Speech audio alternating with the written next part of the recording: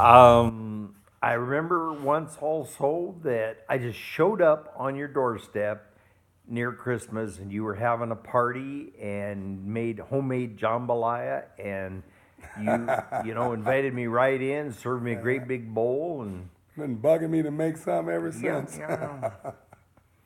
Well, what are some other things we've done together? I'll just hang out, and talk. Thing I've enjoyed is just, talking and just keeping it real. A lot of people get together and they talk about their trips here and what they're gonna do there. And yeah, we've had all Goddamn those. Seahawks. Yeah, yeah. I got the scarf right here. See, They let you wear that in Chicago? I was surprised. I actually went to the Chicago Seahawks game, and yeah, the people were very gracious, especially since the Bears won. Okay, now I asked you to put a bookmark in about something your sister said about Chris. So you got, let me see here, low power. Come on, damn it, what's going on here? You need to hit your chart. Here we go. All right. So, what did your sister say about Chris? Well, we moved back there in December, and he worked at fine jewelers in Macy's here in Chicago and Seattle, and he wanted to work in fine jewelry in Macy's in Chicago, but he wanted the downtown store. So he was very selective and he knew exactly what he wanted.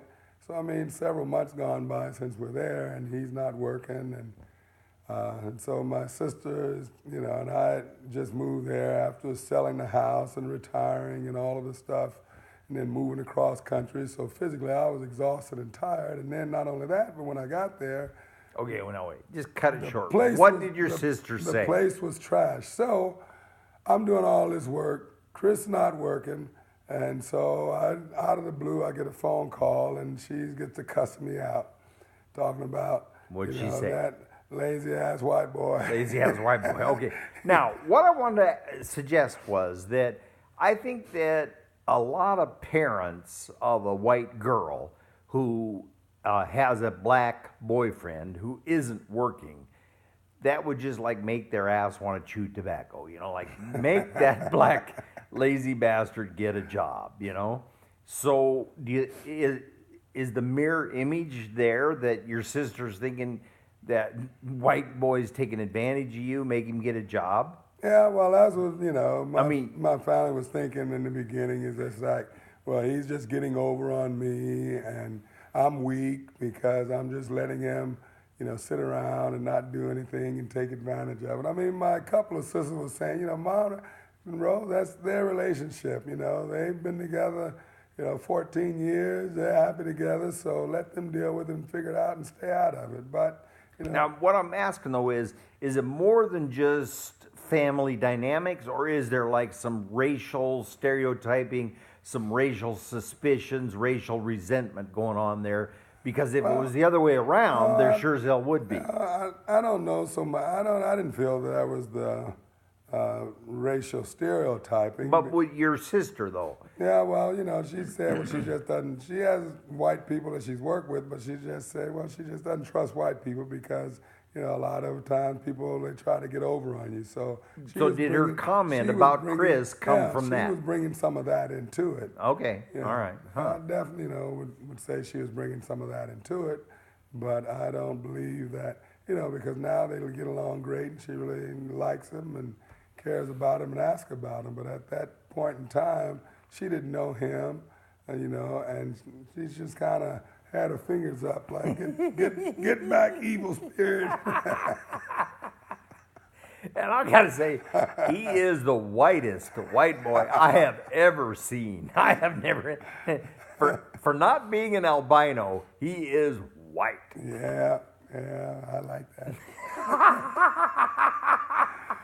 This is a family oriented, so I won't get into specifics. Boy, all and right. it's not just his skin is white. His mannerisms and everything about him. See him on the dance floor. Oh yeah, that's a white boy. Some white people dance and you can't tell, and just looking at the silhouette, whether they're black or white. But when he gets to dancing, there's no doubt that he's a white boy. Yeah. I got a video I want to show you. Okay, When this is over, we went to Universal Circus, which is a black circus there, and the ringmaster at some point he went around gathering 4 volunteers, and he picked out this Asian and then this black woman and this black guy, and then he kept walking around and came over to us and picked up Chris, put him in the middle of this big top, and so he did this dance routine and then pointed to different one for each one, and Chris was the first one. And it's hysterical. Oh, man. So life is good. Life is very good.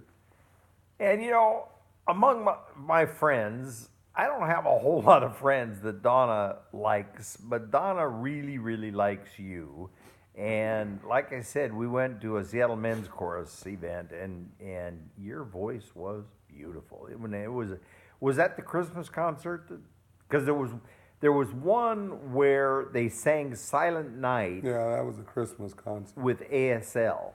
Right. And it just got quieter and quieter till the last verse was 100% ASL. Lordy, that was beautiful. Yeah. Yeah. Well, now let's see.